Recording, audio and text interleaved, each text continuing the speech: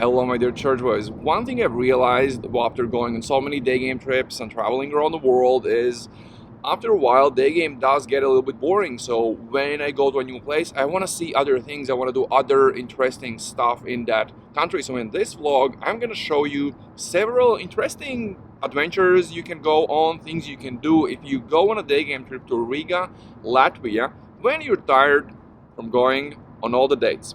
And since I just got back to Latvia and I actually miss doing these things and going to these places, I am gonna do these things over the next week. And actually right now with my friends we are going hiking to a really cool place outside of Riga, and I'm gonna show you more about it now. And next week I'm gonna be doing many other things because I have a Ukrainian girl who now lives in Germany coming over for a few days, so I'm gonna be showing her different spots in Riga.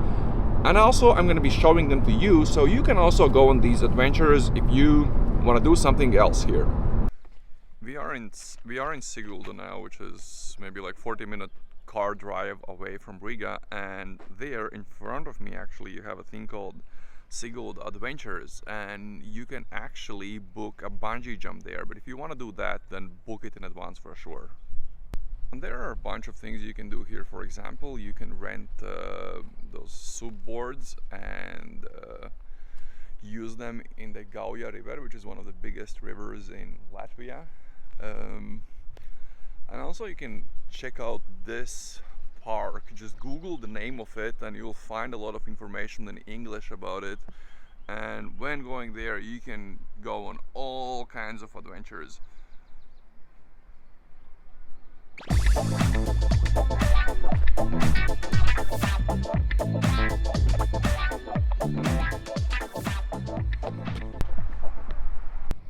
This is actually one of the rivers where you can fish for salmon in Latvia. And honestly, once you get here, you can just wander around and explore all these trails. Just make sure you have your apps downloaded so you don't honestly get lost here. And I know that for a lot of you guys this would be the dumbest thing to do in the world. Why would you go walk in a forest? But you know, I know that there are a lot of guys that I've worked with or in my audience or from my friends who would actually enjoy a walk in a weird Latvian forest. I've long stopped going on short day game trips, like for a week or two. For me that's not interesting. I like to go to places for at least a month. And actually one of the reasons is because when I go on a day game trip for a month, I can meet a local girl that I start seeing more than once or twice, and you can go on adventures with girls to places like this, which is something I really enjoy. So if you end up being in Latvia for maybe a month or more and start dating a Latvian chick, she probably knows about all of these places and she would love to show you around Latvian forests and nature.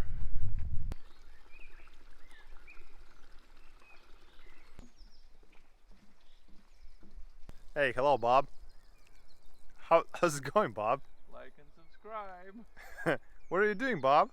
What are you doing there, man? This is German sausage or what? Latvian sausage. Loved by girls all over the world.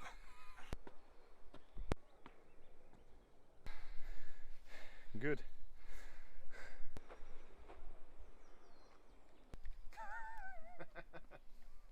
I think we have finally reached the halfway and are turning back because I am getting tired. Finally, we've been hiking or whatever you call this for definitely more than an hour now. If you are a bit more adventurous, you can definitely try to go swimming in this river, but I just have to say be really careful because it's known for having pretty strong undercurrents and you can actually drown here. So if you're a good swimmer, give it a go. If you're not, then don't do stupid experiments. We are on our way back through a path that has a very beautiful view of this part of Latvia, and a few tips I would give you here is, number one, I highly suggest going here with someone that knows the place, at least someone who's Latvian. It's just gonna be a bit easier. Second is, I would say don't wear shorts here just because of the ticks. You don't want to get bitten. Number three, wear comfortable shoes. Boots, sneakers are probably fine. Take some water and snacks with you because total today we will have hiked by the end of this around 10 kilometers. So just take that into consideration. This is what we hiked here for. If you remember, in the beginning of this video there was a bridge with flags. That is the bridge.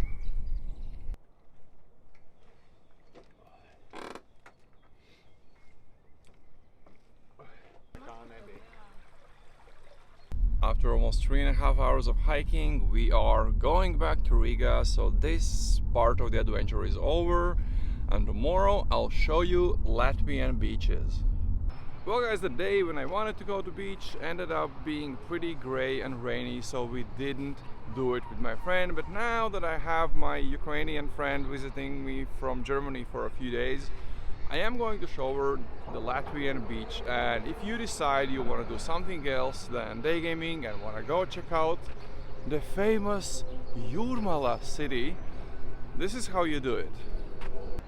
We are going to take a train, so what you should go is just go to Google Maps, search for Riga train station, Riga Central train station or anything like that, and you will end up at this huge ass lovely phallic object. So once you arrive here, you will need to buy a train ticket, and there are several ways you can do that with apps online, but let's skip that part.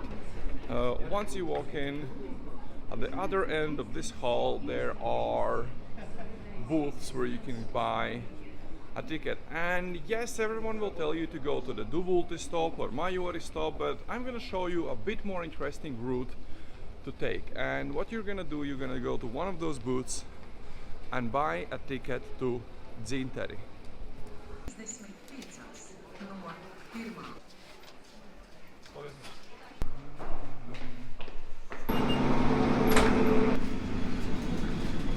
To be honest, the Riga train station can be a little confusing if you are trying to understand which train you should take and which track is it leaving from. So I just suggest head to the information desk and ask for that information there. They'll most likely be very helpful and point you in the right direction.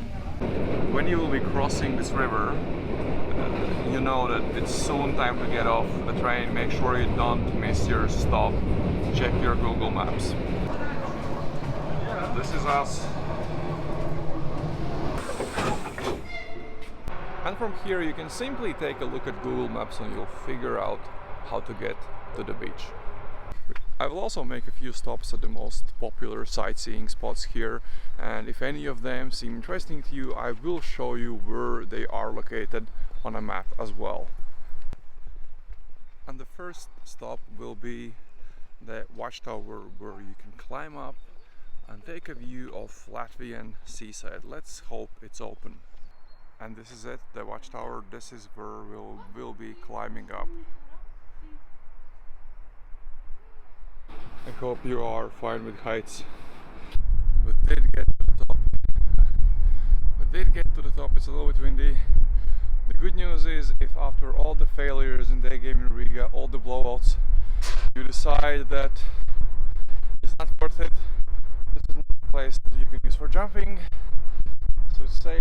I think it's a cool spot to check out if you want to see things from the top. It does look pretty nice, so give it a go. And this is a place where you can get without the car, without any of that hassle. After getting a little bit dizzy from walking down these stairs, we are gonna head to check out a few more places. We're going to Yoma Street, which is a place known for tourists from Russia and other post-Soviet Union countries. And we were recently talking about why would anyone from there still come here, because in the Soviet times this city of Jurmala was very, very popular for wealthy travelers from Russia. So now when you can go to Spain or Portugal or Italy and so many beautiful beaches, this place is still incredibly popular. And my friend from Ukraine asked me why would they come here instead of going to those places, and I had only one reason: they're too stupid to learn any other language than Russian. So you have to go to places in former Soviet Union, and this is one of them, and it is beautiful. It's full with bars and restaurants, the type they like, the fancy places. And if you haven't learned Spanish or Italian or English and you can't go to any more exotic location, a lot of them still are coming here. Just listen to these sounds.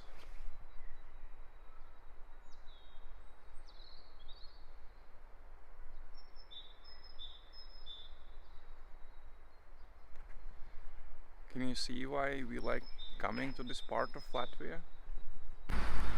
And this is the famous Jurmala street with typical cars you can see here, but I think that number plate was from Monaco, so you know.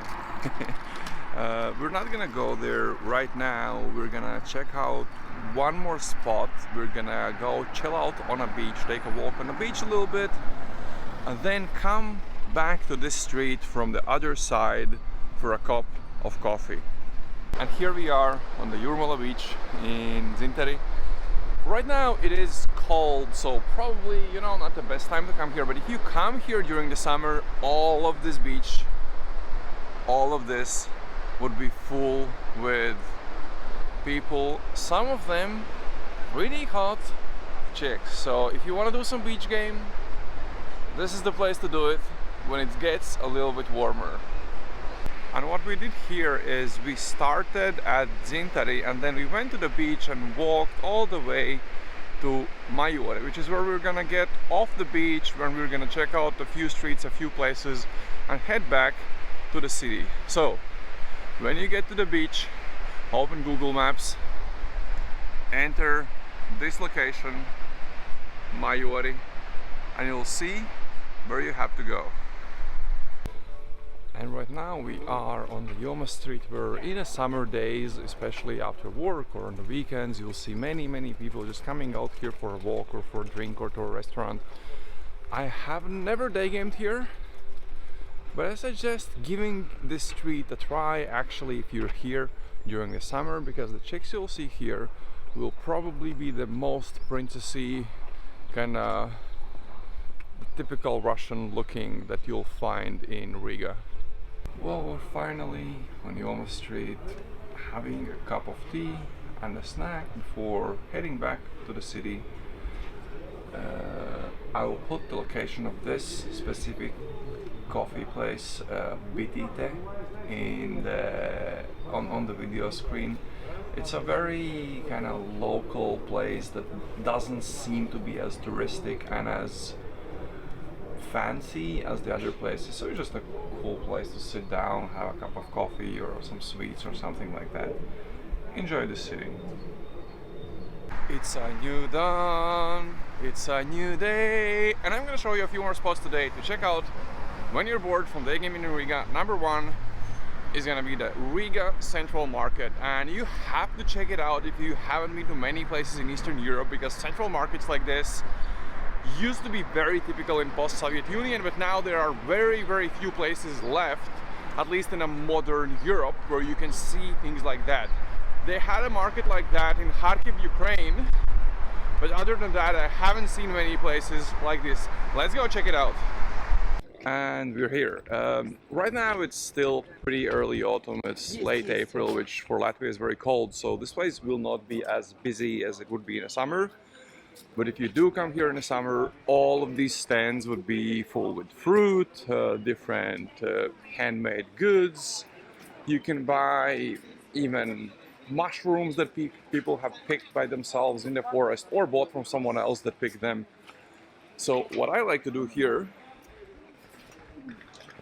during the summer is I actually love just coming here, coming over to a stand like this, get some strawberries or cherries or anything else, find an outdoor faucet where you can wash them, and I would just head over through the market to the other side of the market where I can sit down by the river Daugava, eat my strawberries or whatever else I bought, and I would actually sometimes even do this on a date as like an extra thing to do on a date, especially if I'm going out with a chick I'm already seeing.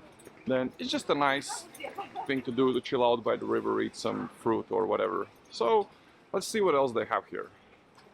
And if you decide to be a real nice guy and get some flowers when you're going on a date, then this is the, I would say, cheapest place in Riga to do that. You can get all types of flowers for almost nothing here, or at least much cheaper than in any other place.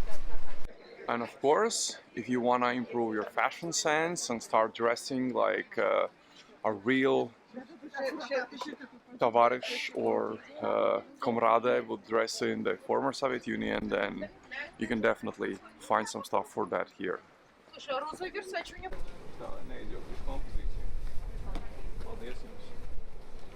This is an extremely traditional Latvian thing. It's the juice of a birch. So what we would do in the autumn, we would go find a birch, drill a hole in it, and a juice would drip out, and we would collect it and drink it. Sometimes we would add some sugar, some raisins, and it would ferment a little bit. Extremely typical for Latvian spring, but you can only buy this in Latvian spring because in a few weeks this will not be drinkable anymore. Like the juice coming out from the trees will not be drinkable anymore. But this is some great stuff.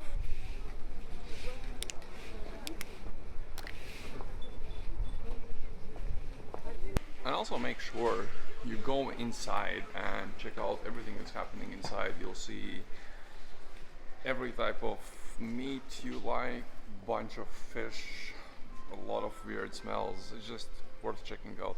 And I just found something amazing. So I actually grew up most of my kind of high school life in a small village with 3,000 to 4,000 people, which had a factory which was making sweets. And these are the sweets.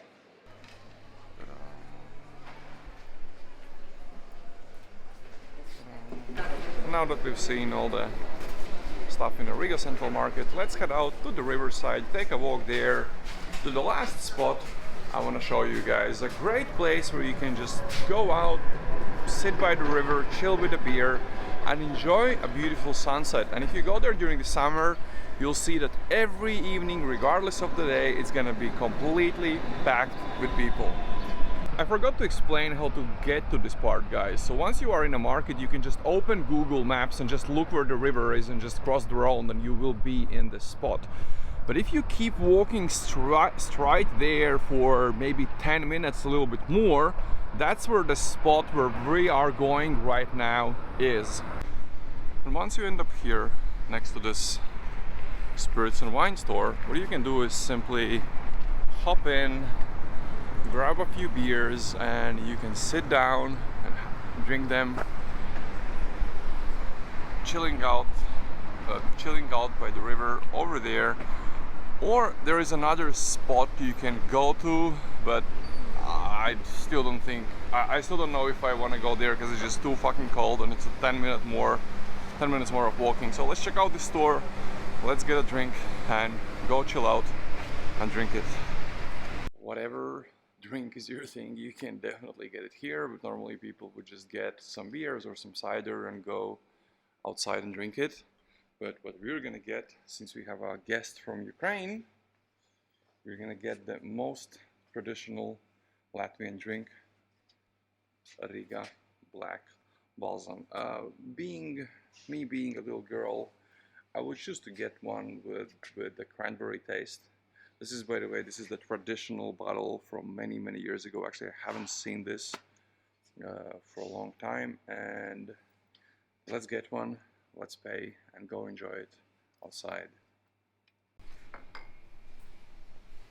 Okay. And now that we've stocked up, let's go to the main spot, the last spot I want to show you today. And here we are. It's windy as fuck, it's cold as fuck. Never come here if it's cold. It's just fucking terrible. This is basically the spot. On a typical summer evening, you would see this completely full with people sitting here, drinking beers, chilling out with friends. Take into consideration that it is illegal to drink outside in Latvia, but I haven't ever had a case where police showed up here and said anything to anyone. And that's it for this vlog, guys. If you do get bored between all of your day game sets and all of your dates, then check out these spots, especially the last one. If you're here during the summer, it's really amazing. Regardless of which day you head there, you're gonna see a bunch of really kind of chill, hip people there. Most of them are actually gonna be super friendly, a bit drunk, maybe a bit high. So feel free to strike up a conversation, get to know some of them, and if you saw the city and you liked it, then I still have a few coaching spots left available in Riga. One at the end of May, two in June, one at the end of August, and then when the autumn approaches, when the autumn comes, it becomes colder, I'm gonna head back to Latin America, to Argentina, maybe some other places, and the coaching season in Europe will be over. And you guys, if you like this video, you know the drill. Like, subscribe, all of that shit, whatever you want to do, and see you in the next vlog. Ciao.